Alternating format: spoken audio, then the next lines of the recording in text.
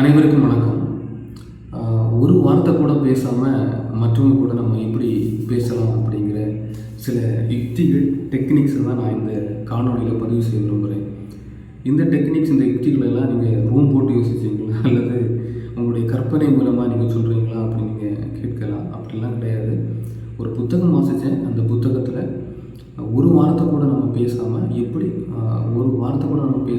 பிறரோடு நம்ம பேசுகிறது அப்படிங்கிற சில நுணுக்கங்களை, யுக்திகளை, டெக்னிக்ஸ் அவங்க கொடுத்துருந்தாங்க. அதில் ஒரு 5 டெக்னிக்ஸ், 5 யுக்திகளை நான் இதில் பதிவு செய்ய விரும்புகிறேன். முதலாவது யுக்தி என்னென்னா, சிரிக்கிறது. ஒரு பார்க்குறீங்க, ஒரு நிறைய மனிதர்கள் இருக்கிறாங்க. அதில் சிலர் அவங்களுக்கு தெரியும், சிலர் அவங்களுக்கு தெரியாது. ஒருவர் உங்களை பார்க்குறாரு அப்படின்னா, முதலாவதாக நீங்கள் அவரை பார்க்குறீங்க அப்படின்னா, உங்களுடைய அந்த புன்னகை நீங்கள் வெளிப்படுத்தணும். அந்த ஒரு சிரிப்பை நீங்கள் மெதுவாக வெளிப்படுத்தணும். அப்படி வெளிப்படுத்தும் போது அவருக்கு நீங்கள் ஒரு ஃப்ரெண்ட்லியான ஒருத்தர், உங்கள்கிட்ட ஈஸியாக பேசலாம், உங்கள்கிட்ட ஈஸியாக ஒரு உரையாடலை துவங்கலாம் அப்படிங்கிற ஒரு உணர்வை நீங்கள் வெளிப்படுத்துகிற அந்த சிரிப்பின் மூலமாக நீங்கள் அவங்களுக்கு கடத்துறீங்க. இந்த உணர்வை கடத்துறதுக்கு நீங்கள் எந்த விதமான வார்த்தைகளையும் நீங்கள் பேச வேண்டிய அவசியம் இல்லை. ஒரு சிறிய புன்னகை, ஒரு சிரிப்பு, இதன் மூலமாக நீங்கள் இந்த உணர்வை கடத்தலாம். அதுக்கப்புறம் தாறுமாறெல்லாம் சிரிக்கக்கூடாது. எப்படி சிரிக்கணும் அப்படின்னா, ஒருத்தர் நம்மளை பார்க்குறாரு அப்படின்னா அவருடைய முகத்தை பார்த்துட்டு 1 நொடி 2 நொடி இடைவெளி விட்டு ஒரு சிறு புன்னகையை, ஒரு சிறிய சிரிப்பை நம்ம வெளிப்படுத்தணும். இப்படி வெளிப்படுத்தும் போது அது நம்ம ஒரு வார்த்தை கூட பேசாமல் பிறரோடு பேசுவதற்கான முதல் ஒரு யுக்தியாக இந்த சிரிப்பு அப்படிங்கிறது, புன்னகை அப்படிங்கிறது இருக்குது அப்படின்னு சொல்லிட்டு அந்த புத்தகத்தில் கொடுத்துருந்தாங்க. 2வது டெக்னிக் அப்படிங்கிறது நோக்கு வருமம். அதாவது 7ஆம் அறிவு அப்படின்னு ஒரு படம் பார்த்துருப்பீங்க. அந்த படத்தில் இந்த டெக்னிக் பயன்படுத்தியிருப்பாங்க. நோக்கு வருமம். அவங்க யாருடைய கண்கள் அப்படி ரொம்ப அழுத்தமாக அதிக நேரம் பார்த்துக்கிட்டே இருக்கும்போது அந்த நோக்கு வருமம், அந்த கலையை பயன்படுத்தியிருப்பாங்க. அப்படியெல்லாம் நம்ம பயன்படுத்தக்கூடாது. ஒருவர் நம்மகிட்ட பேசும்போது அவருடைய கண்களை பார்த்து நம்ம நிற்கணும். கண்களை பார்த்து சும்மா அப்படியே நின்றக்கூடாது. அவர் என்ன பேசுகிறார் அப்படிங்கிறத முழுமையாக கவனிச்சுக்கிட்டு அதன் வெளிப்பாடாக அவருடைய கண்களை நம்ம ரொம்ப உன்னிப்பாக, அழுத்தமாக, இயல்பாக நம்ம பார்க்கணும். அப்படி பார்க்கின்ற போது நம்ம என்ன உணர்வை நம்ம அவருக்கு கடத்துகிறோம் அப்படின்னா, நான் உங்களுடைய பேச்சை அதிக முக்கியத்துவம் கொடுக்குறேன், உங்களுக்கு அதிக முக்கியத்துவம் கொடுக்குறேன், உங்கள் உரையாடலுக்கு அதிக முக்கியத்துவம் கொடுக்குறேன், நீங்கள் என்ன பேசுகிறீங்க அப்படிங்கிறத நான் முழுமையாக கவனிக்கிறேன் அப்படிங்கிற ஒரு உணர்வை நம்ம ஒரு வார்த்தை கூட பேசாமல் நம்ம அவருக்கு கடத்துகிறோம். இது 2வது டெக்னிக், நோக்கு வரும். 3வது டெக்னிக் அப்படின்னா, ஒரு பெரிய கூட்டம் இருந்தாலும் சில மனிதர்கள் ரொம்ப தனித்து தெரிவாங்க. ரொம்ப ஒரு யூனிக்காக அவங்க நிற்பாங்க. அவங்க எப்படி அந்த பெரும் கூட்டத்துலேயும் ஒரு தன்மையோடு நிற்கிறாங்க அப்படின்னா, அவங்க ஒரு மிடுக்கான தோற்றத்தை அவங்க உருவாக்கியிருப்பாங்க. அவங்க நிமிர்ந்து நிற்கிறது, தோள்களை நிமிர்ந்து நிற்கிறது, முகத்தை நேராக வைத்து நிற்பது, கண்ணுக்கு கண் பார்ப்பது, அப்படிங்கிற ஒரு மிடுக்கான தோற்றத்தை அவங்க உருவாக்கியிருப்பாங்க.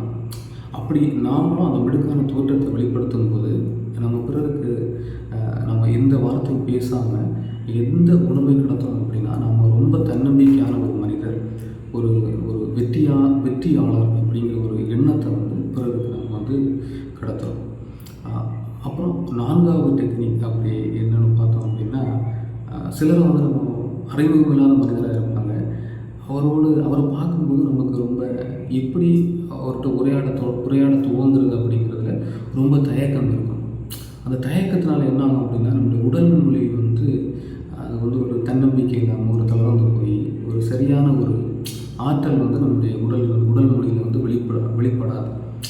ஒரு அறிமுகம் இல்லாத மனிதர், அது ஒரு பெரிய மனிதராக இருக்கலாம், அல்லது அறிமுகம் இல்லாத ஏதோ ஒரு இயல்பான மனிதராக இருக்கலாம், அவரை பார்க்கும்போது இந்த உணர்வு நம்ம இயல்பாகவே ஏற்படுத்தும். இந்த இயல்பை போக்குறதுக்காக தான் இந்த 4வது டெக்னிக். எந்த ஒரு மனிதரையும், அறிமுகம் இல்லாத மனிதரையும் நம்ம பார்க்கின்ற போது நம்முடைய மனதில் நம்ம என்ன யோசிக்கணும் அப்படின்னா, இவரை நான் ரொம்ப கால நண்பர், இவர் என்னுடைய ரொம்ப கால நண்பர், நிறைய நாள் தாண்டி கொஞ்சம் கேப் விட்டு, கொஞ்சம் ரொம்ப கால இடைவெளி விட்டு நான் இன்றைக்கி தான் பார்க்குறேன். அப்புறம் ரொம்ப கால பழைய நண்பரை நான் புதுசாக இன்றைக்கி பார்க்குறேன் அப்படிங்கிற ஒரு எண்ணத்தை நம்ம முதல்ல உருவாக்கிட்டோம் அப்படின்னா, அது எந்த விதமான ஒரு அறிமுகம் இல்லாத ஒரு மனிதராக இருந்தாலும் அவர்கிட்ட நம்ம ஈஸியாக நம்முடைய அந்த சிரிப்பையாக இருக்கட்டும், நம்முடைய உடல் மொழியோட ஆற்றலாக இருக்கட்டும், சிறப்பாக நம்ம வெளிப்படுத்த முடியும் அப்படிங்கிற 4வது யுக்தியை வந்து அந்த புத்தகத்தில் எழுதியிருந்தாங்க.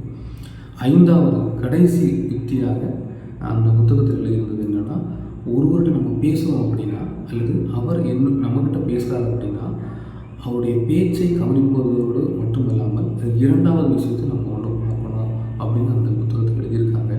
என்ன அப்படின்னா, அவர் பேசுகிறது மட்டும் இல்லை, அவர் எந்த உணர்வோடு நிற்கிறாரு, என்ன உணர்வோடு அதை பேசுகிறாரு அப்படிங்கிறத நம்ம வந்து உன்னிப்பாக கவனிக்கணும் அப்படின்னு சொல்கிறார். அந்த உணர்வுக்கும் முக்கியத்துவம் கொடுத்து அந்த உணர்வு சார்ந்து நம்முடைய எதிர்வினை உடல் மொழியையும் நம்ம மாற்றிக்கணும். இப்போ அவர் காமெடியாக ஏதாவது ஒரு வார்த்தை பேசுகிறார், உணர்வோடு நிற்கிறாரு அப்படின்னா நம்மளும் அந்த உணர்வை நம்ம வந்து வெளிப்படுத்துகிறதா இருக்கும். ரொம்ப சோகமான ஒரு உணர்வை வெளிப்படுத்தி ஒரு விஷயத்தை பேசிக்கிட்டு இருக்காரு அப்படின்னா, நம்ம அந்த நேரத்தில் போய் காமெடியான உணர்வை வெளிப்படுத்த முடியாது. ஒரு சோகமான உணர்வை ஏற்றுக்கொண்டு அதற்கு எதிர்வினை ஆற்றுகின்ற ஒரு உடல் மொழியை தான் நம்ம வெளிப்படுத்தணும். எனவே ஒருவர் பேசுகின்ற போது அவருடைய பேச்சை மட்டும் கவனிக்காமல் அவர் என்ன உணர்வோடு பேசுகிறார் அப்படிங்கிற அந்த விஷயத்தை நம்ம உன்னிப்பாக கவனிக்கணும் அப்படின்னு சொல்லியிருக்காரு. நான் சொன்ன இந்த 5 டெக்னிக்ஸ்லையும் நம்ம வாய் திறந்து ஒரு வார்த்தை கூட பேசணும்னு அவசியம்